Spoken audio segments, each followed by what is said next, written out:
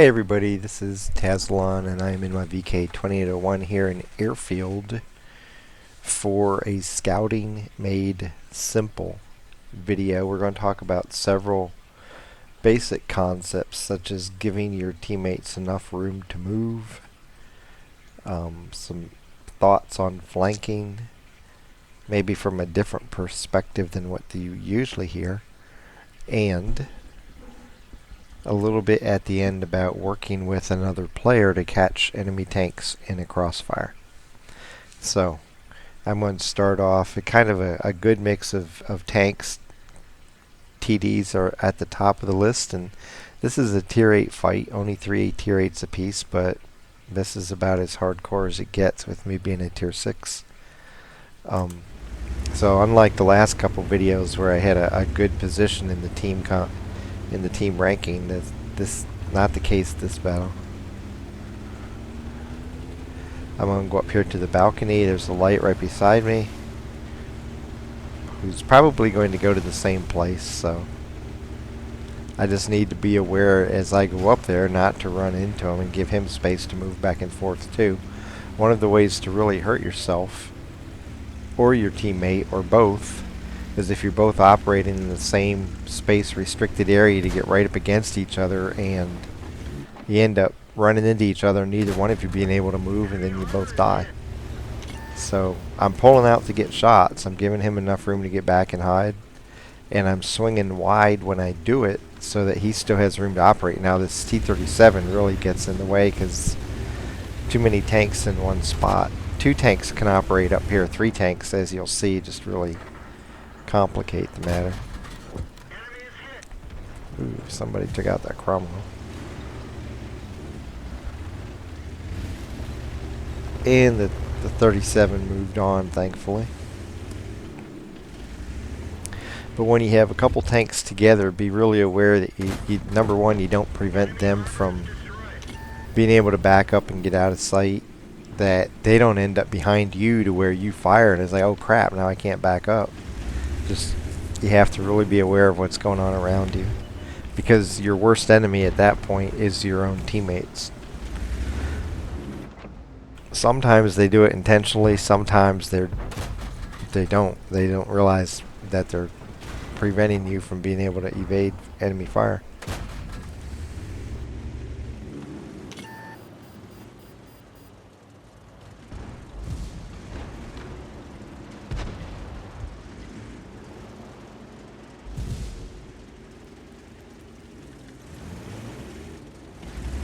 And the worst thing is when you're in a situation like this, you pull up and you're hidden, but one of your teammates pulls up behind you and he isn't hidden, so the enemy sees them, fires at them, and guess who's in front and takes the bullet? You do.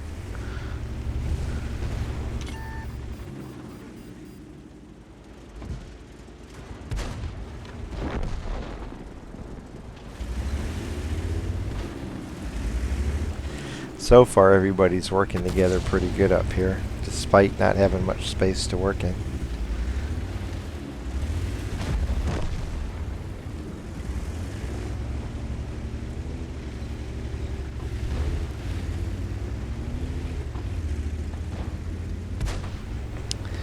And I'm going to start moving on because everybody up there is starting to take fire.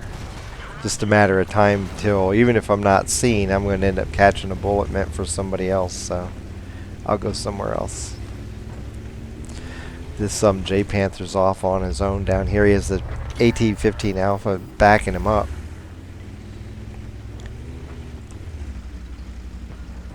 But I want to see if I can help him out at the on the front line here.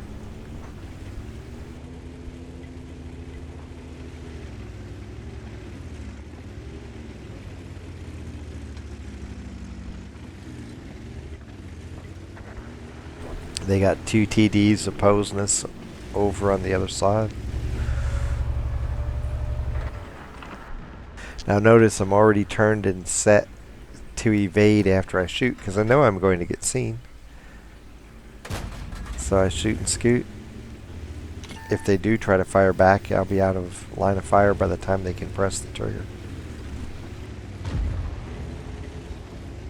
And now I can just wait, get my camo back, pull up, and try it again. This time I'm not going to turn around because I'm just going to back up.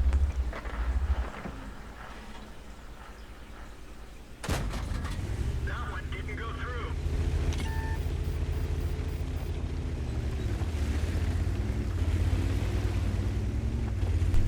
Odds were high I wasn't going to damage him, but I'm hoping if I plink him a couple times, he will move, and in the course of moving, maybe turn sideways and expose himself, or just move to another place where he can't be quite so hardcore hauled down. Now he's getting zapped. Move, guy. There you're dead. Ah, somebody else shot you. That's okay. You needed to go. It's a close fight. We're down a tank right now. AT-50 Alpha has moved up. Now, right there, it could have been very easy for me to just cut in front of him and actually even hit him or something and mess us up. We don't know what's coming our way. For all I know, 2 seconds after hitting him, oh, here comes a tank. If that guy would have been a little farther advanced, just as I ran into the TD, he could have popped up over a ridge. I'd be right in front of the Alpha, or the AT, sideways to where I couldn't fire and the TD couldn't fire, and we'd end up getting hurt. When you go by somebody, give them space. Do everything you can to avoid running into them if possible. Here comes the TD the other way. That's their big TD. I don't want to take him head on, that's for certain. So, we all know that, like mediums, lights are good at flanking. But here's the opposite point of view. Lights also have to be good at preventing their big slow tanks from being flanked. I'm supporting my TD right now. I'm trying to keep anybody from getting to his side where they can take him out. Because as long as they're forced to take him on head to head, he's probably going to win the battle. So this is kind of a counter-flanking movement here. My whole goal is to try to keep these people away from the side of this guy to where they get easy shots at him. And now we just have the AT-15 Alpha to go. So now I'm going to be in a situation where I'm going to try to flank him. Probably take a shot getting around him, but...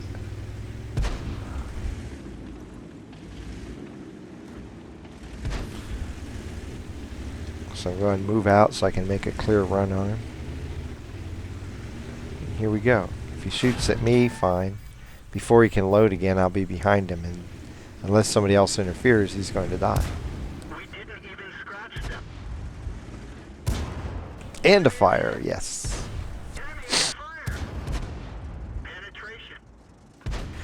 But you have to be aware of situations like this where instead of you being the flanker, the enemy team is trying to flank one of your big slow tanks, and it becomes your job to provide anti-flanking support, as I just did for 2 tanks in a row.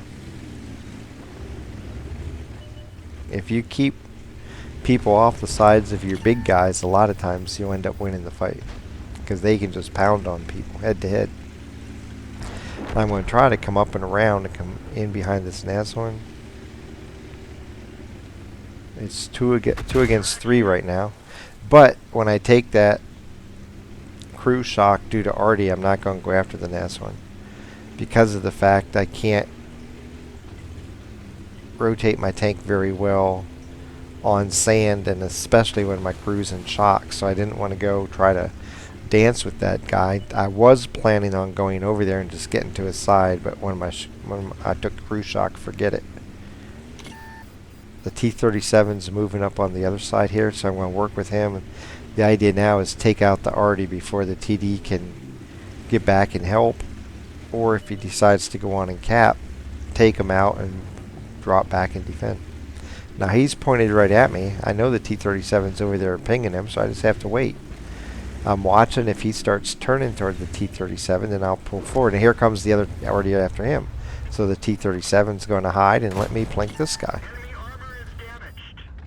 We just traded roles. I was the bait while he killed the first one, and now he's the bait while we take him out. No need to rush in and take damage when you don't have to. It's better off to be alive with extra hit points than shot full of holes and have another 100, 200 points of damage under your belt. Now he's going to get to be bait again. He's going to cap. I could jump on cap too, but 2 shots, and that's one could win the game. So I'm content using him as bait, and I'm going to pull up here on their balcony and see if I can catch this TD coming in to try to break up cap.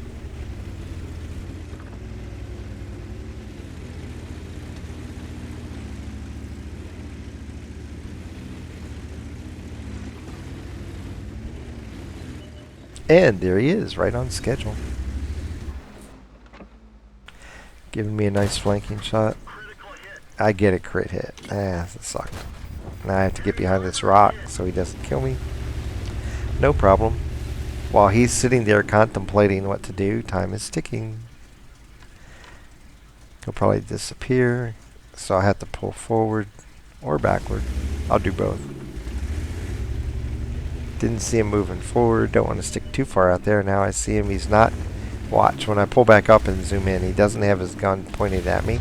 He's not certain where I might pop out at next, so I can get a shot and go behind cover. He tries to zero in on me, but too late. Now he's running out of time. Look, he's decided he has to go try to break up cap, and now I get to kill him. Take us a couple shots. And last shot coming up. Bang. Game over. I end up with a pretty decent mission. 2,054 XP, 2,044 damage, 3 kills, 1,331 assisted damage in 5 spots. No big time medals, but I got an ace mission, and we got the win, and it's all by playing together. Now look at something else. The T-37 has a horrible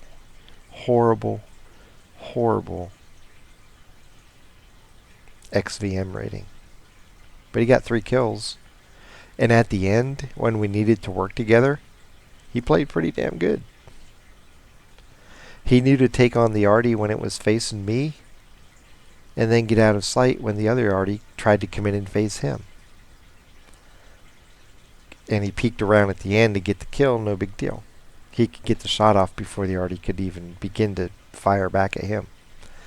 You can't rely on X or on WinX ratings because they're deceptive. I have them on here just because people want me to post them on here. But here's a guy, if you look at his WinX, he can barely tie his shoes and not drool at the same time. But he just played really good down the end of the game. Base how you interact with other players on how they are playing that game. Horrible players can play good games once in a while, as this guy just did. Awesome players can play really horrible games once in a while. You don't know. There's nothing to indicate when that guy with a great rating is being distracted by a phone call or a kid or his girlfriend or you don't know what. And he's not paying attention like normal.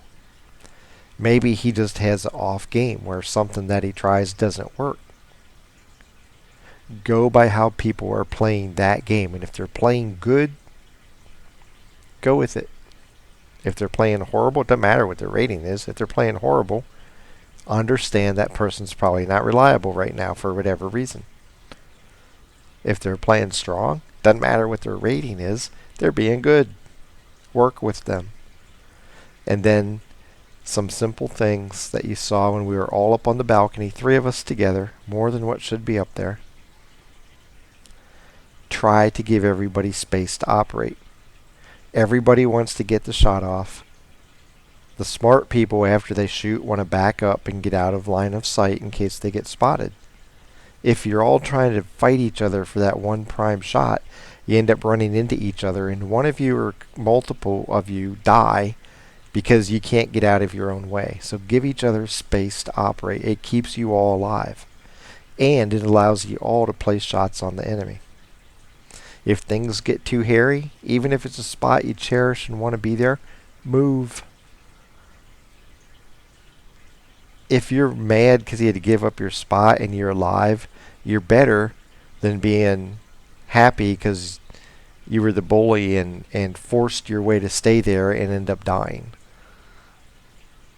Then when you're going around other tanks in the open field, especially when there's enemy around, don't run into each other. Give each other space.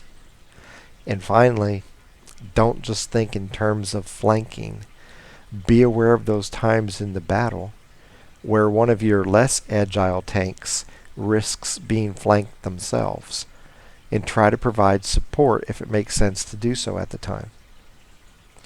Keeping enemies off one of your big guns flanks lets them do their work and lets you end up being in a situation where you can win the fight.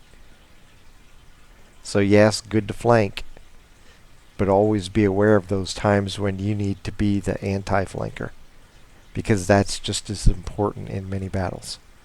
From Airfield, happy hunting.